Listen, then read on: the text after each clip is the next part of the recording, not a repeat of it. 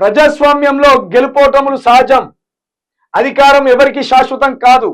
ప్రజల్లో ఉన్న వాళ్ళకి ఎప్పటికైనా పవర్ చేతికి అందుతుంది. ఓట్ల లెక్కల్లో ఒక్క ఓటు తక్కువ వచ్చినా అధికారానికి దూరమైనట్టే.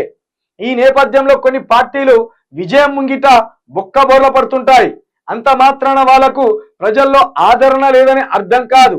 అయితే రాష్ట్రానికి చెందిన బీజేపీ కాంగ్రెస్ నాయకులే గురివింద గింజ తరహా మాటలు చెబుతున్నారు. తమ కింద నలుపును గుర్తించని మేధావులు ఇతర పార్టీలపై విమర్శలు చేస్తున్నారు.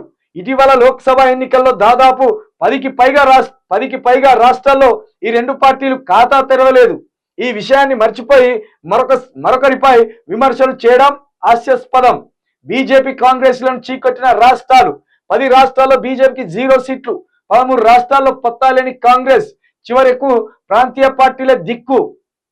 ఉదాహరణకు ఎక్కడెక్కడ కాంగ్రెస్ కావచ్చు, బీజేపీకి కావచ్చు డిపాజిట్లు కనీసం 1 సీట్లు కూడా రాలేదంటే తమిళనాడు 1, పంజాబ్ 1, నాగాలాండ్ 1, పుదుచ్చేరి 1, లక్షద్వీప్ 1, చండీగఢ్ 1, అదేవిధంగా మేఘాలయ, మణిపూర్ ఇలాంటి రాష్ట్రాల్లో కాంగ్రెస్ పార్టీకి అదే బీజేపీ పార్టీకి 1 సీటు కూడా రాలేదు. 10 రాష్ట్రాల్లో రాలేదు. బీజేపీ పార్టీకి 1 సీటు రాలేదు.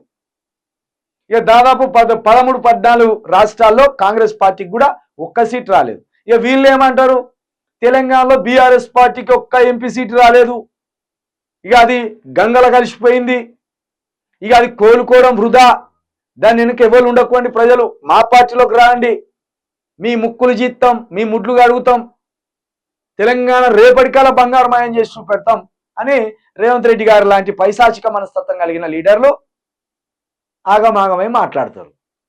నేను మళ్ళీ చెప్తున్నా, ప్రాంతీయ పార్టీలను బతికించుకుంటే మన భవిష్యత్తు బాగుంటుంది. ప్రాంతీయ పార్టీలను బతికించుకోకపోతే జాతీయవాదంతో ఢిల్లీలో ఏది చెప్తే గల్లీలో అది జరగాలి అనే ఒక ఉగ్రవాద మనస్తత్వానికి బీజేపీ కావచ్చు, కాంగ్రెస్ కావచ్చు వస్తాయి. అలా వచ్చినప్పుడు మన రాష్ట్రాలకంటూ సంస్కృతి లేకుండా, మన రాష్ట్రాలకంటూ హక్కులు లేకుండా, మన రాష్ట్రాలకంటూ వాటా లేకుండా చిదిమి పడేస్తాయి. దాన్ని బాగా గుర్తుంచుకోండి.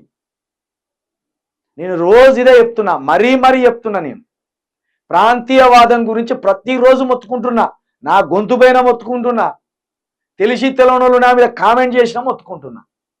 ఎందుకంటే ప్రాంతం బలంగానే ఉంటేనే ఇక్కడి ప్రజలు బలంగా ఉంటారు.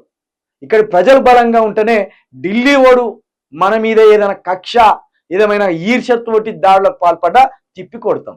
అది బాగా గుర్తుపెట్టుకోండి. వీళ్ళే గెలవలేదు 10-15 రాష్ట్రాలల్లా. ఇక్కడ ఈ ప్రాంతీయ పార్టీలను, తెలంగాణకు సంబంధించిన ప్రాంతీయ పార్టీలను హేళన చేస్తుంటారు.